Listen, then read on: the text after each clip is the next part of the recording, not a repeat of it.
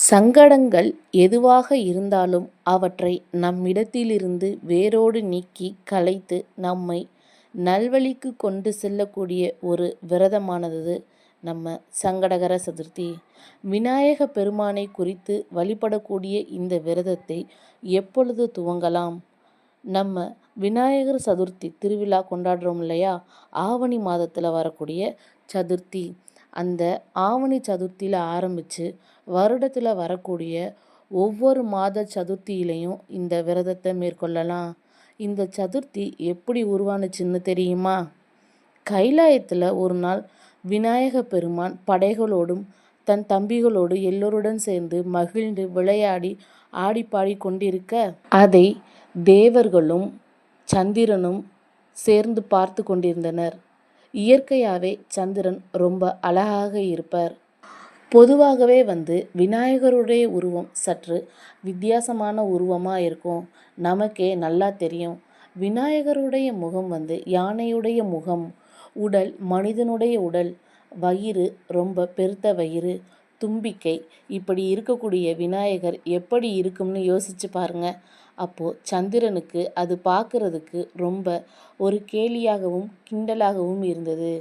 யாரை கேலி பண்ணணும்னு யாரை கிண்டல் பண்ணணும்னு ஒரு நியதி இருக்குது.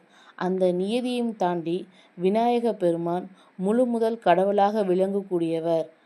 அந்த பெருமானை போய் இந்த சந்திரன் கேலி கிண்டல் செய்து அவருடைய உருவத்தை எள்ளி நகையாடுகிறார். இதனால் விநாயக பெருமான் பார்த்தார், யார் இன்னொருவருடைய தோற்றத்தை கேலி கிண்டல் செய்கிறார்களோ அவர்களுக்கு ஒரு பாடமாக இருக்கட்டும், உன்னுடைய ஒளி மங்கி போகட்டும் என்று சந்திரனுக்கு விநாயக பெருமான் சாபம் விடுகிறார்.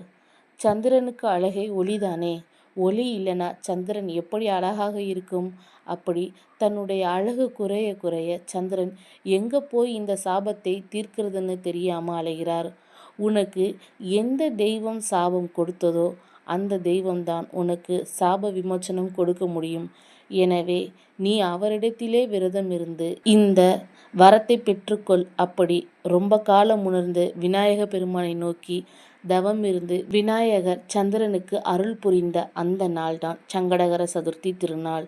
அதாவது விநாயக பெருமான் சந்திரனின் சங்கடங்களை தீர்த்து வைத்ததால் இந்த சங்கடகர சதுர்த்தி திருநாள் கொண்டாடப்படுகிறது. இந்த சங்கடகர சதுர்த்தி அப்போ சந்திரனும் சேர்ந்து அருள் தரதுனால இன்னும் பலன் அதிகமாக கிடைக்கும் அப்படிங்கிறது ஒரு நம்பிக்கை. அதனால தான் சங்கடகர சதுர்த்தி விரதம் அப்படிங்கிற இந்த நாள் ஏற்பட்டது. நாம் எப்படி விரதம் மேற்கொள்ளலாம் அப்படின்னு பார்க்கலாம். விநாயக பெருமானுக்கு பிடித்தமான உணவுப் பொருட்கள். அன்னைக்கு நாம் நெய்வேத்தியம் பண்ணலாம். என்ன எல்லாம் வைக்கலாம் தெரியுமா?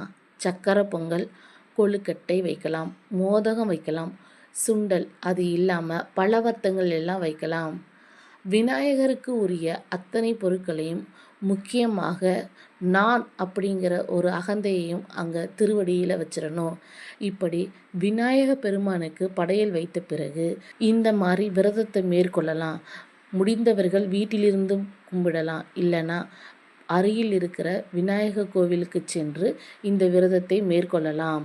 உங்களால் முடிந்த ஏதாவது ஒரு நெய்வேத்திய பொருளை அங்கே இருக்கக்கூடிய பக்தர்களுக்கு நீங்கள் விநியோகம் பண்ண அது மிகப்பெரிய புண்ணிய பலனை நமக்கு பெற்றுத்தரும். இப்படி இந்த சதுர்த்தி விரதத்தை நாம் முறைப்படி நம்முடைய இல்லத்திலையும் ஆலயத்திலையும் நாம் கடைபிடிக்கலாம். உங்களுக்கு பிடித்திருந்தா மறக்காமல் கமெண்ட் பண்ணுங்கள், சப்ஸ்கிரைப் பண்ணுங்கள்.